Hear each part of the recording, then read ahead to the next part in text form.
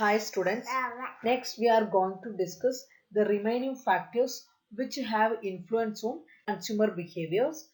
In previous slides we discussed about cultural factors, social factors. Remaining factors are personal factors and psychological factors. Personal factors includes age and way of life.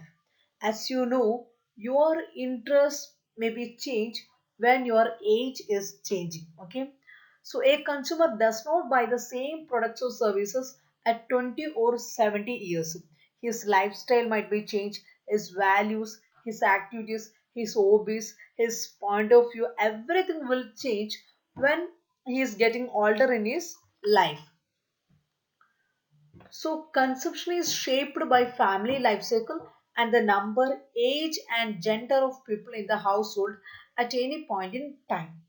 Then purchasing power and revenue. Purchasing power and revenue means that is the occupation and economic circumstances of a person. If you have a good job and good purchasing power, definitely you will spend for, some exceptions are there, but definitely you will spend for what we can say luxurious products. But if you don't have such a purchasing power, if you don't have a regular income, so then you will not spend much on this kind of products. You will spend only to the necessities. So next one, lifestyle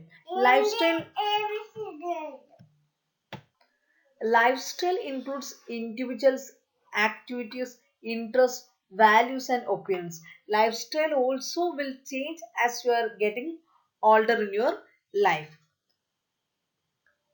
So, lifestyle is a person's pattern of living as expressed in his activities, interests, and opinions.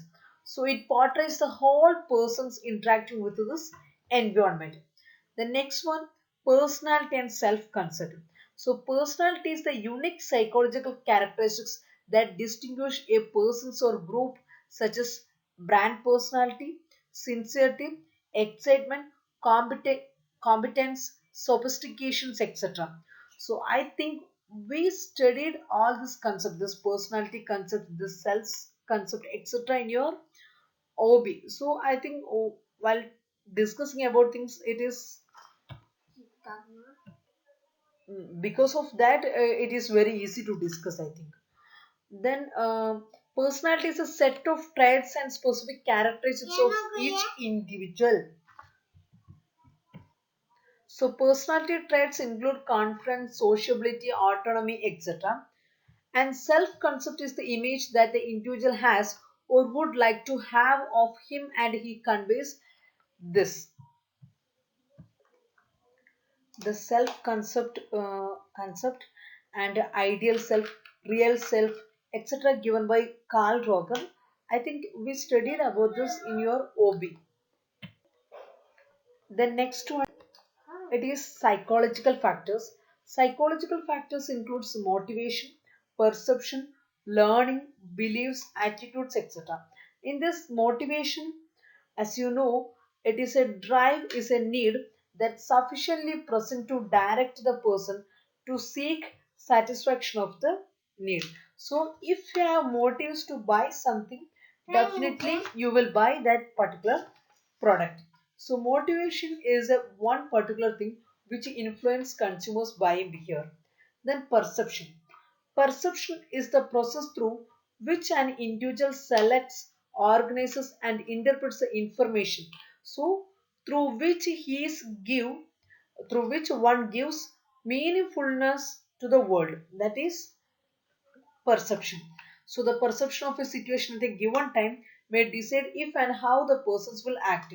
So, as per your perceptions, you will see what is good, what is bad, or what is right, what is wrong, etc. So as per that you will buy one particular products. So you may have some kind of perceptions. Perceptions is a kind of viewpoint. So for example, some have viewpoint that beef, okay, eating beef is not good, or it is not okay, or it is against their beliefs. So definitely they have a bad perceptions, okay, they have a negative perceptions towards that. So they won't eat that particular product. Then, perceptions of an individual is organized around three processes, that is selective attention, selective distortion, and selective retention. Selective attention means the people will listen only, or the people will focus on only a few details to which he is subjected. Only he will listen or he will focus on only those subjects which is related to him or which is interested to him. And selective distortion means two people are not going to interpret an information or a stimulus in the same way. If you are seeing a particular thing, A will interpret that in a different way and B may have different opinion about that particular thing. Then selective retention. Selective retention means individuals store and retain from the given situations. They will store and retain only those things which they require. Then learning. Learning changes behavior resulting out of experience. So learning is a continuous process and it is changes the individual's behaviors. So we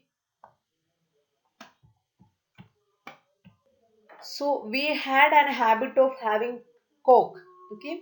So once we learned what is the discomfort with having this particular drink, so thereafter people are not using much more that particular product because they learned what is the difficulty. So the next one, beliefs and attitudes. So beliefs means a descriptive thought that a person hold about something.